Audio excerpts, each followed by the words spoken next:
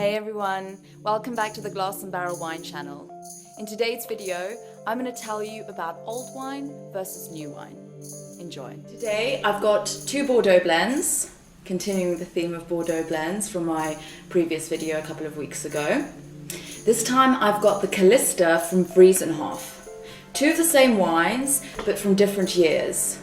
I've got the 2010 here, and then the 2013 here.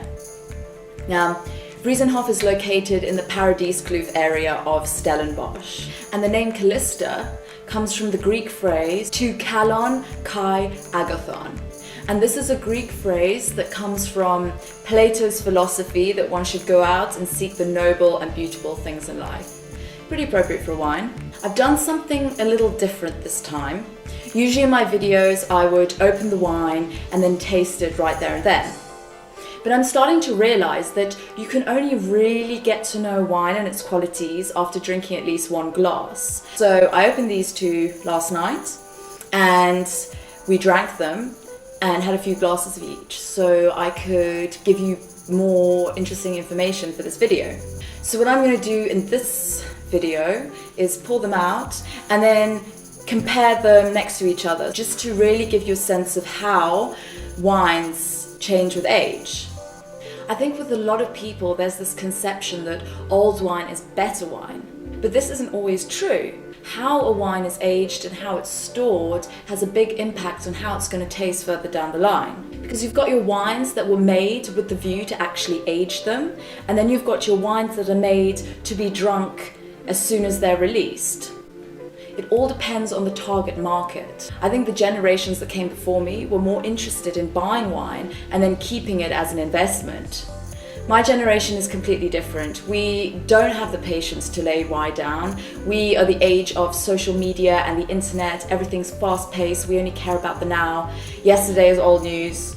So we want to buy a bottle of wine and then drink it that night, or at least sometime in the near future. So what makes a wine able to last 10, 20, even more years? As I mentioned in my last video, the factors that actually make up a body of a wine actually help it stand the test of time.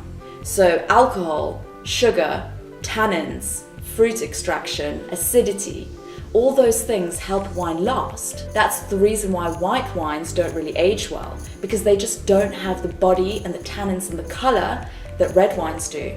That's the reason why Bordeaux wines are known for aging well, because they have got those high tannins and colour extraction and high alcohol. Enough talking, let's get tasting.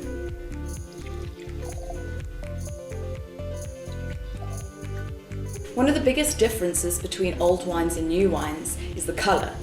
So, taking a look at these, I can see that the 2003 has acquired a kind of orangey clay colour, and then the 2010 still has that vibrant, slightly purple tinge. The main fruit components on this wine are sour cherries. There's also a slightly medicinal aroma going on there, and even a touch of that sourness that you get from a really strong cider. 2003. For me, it's all about the kind of stewed dark fruits. Stewed, like imagine a fruit compote with spices. There's also a lot of dried fruit there, so imagine raisins and prunes. It's also got that slightly nutty aroma that you might find when you have a sniff of a really nice port. Now, when I first tasted the 2010, I was very surprised because it didn't have all those hallmarks of a Bordeaux blend that I recognise in that kind of wine. So that very strong, austere almost, highly tannic, slightly wet cardboardy. And this one isn't like this at all. It's very lively. The acid is very fresh. Again, sour cherries coming through on the palate, and it really reminded me of a Primitivo wine I've had in the past. Primitivo is a grape, an Italian grape. Now the 2003, again, those savoury, slightly vegetal characteristics I picked up on the nose, they're coming through on the palate. The acid in this wine has mellowed out, making it slightly more well-balanced, and there's also a slightly peppery aspect to the wine. Two very different wines, both of them beautiful in their own right, but I guess it's just a matter of taste, whether you prefer something more punchy or whether you prefer something more mellow.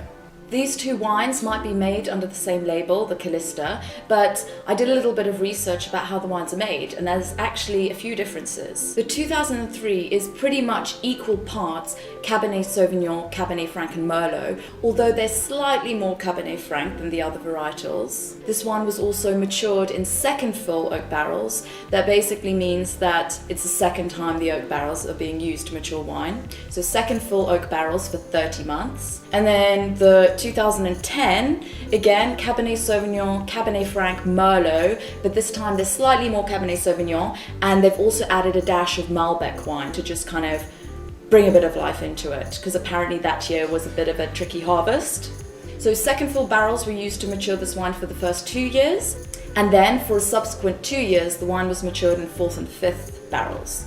So slightly different ways of oaking and slightly different combinations of grape varietals in there. Thank you for watching my video. I hope you've learned something and perhaps become a little bit more interested in wine in the process. All the details about the wines I've tasted in the wine farms are in the description. Please leave your comments, follow me on Twitter, and don't forget to subscribe to the channel. See you next time.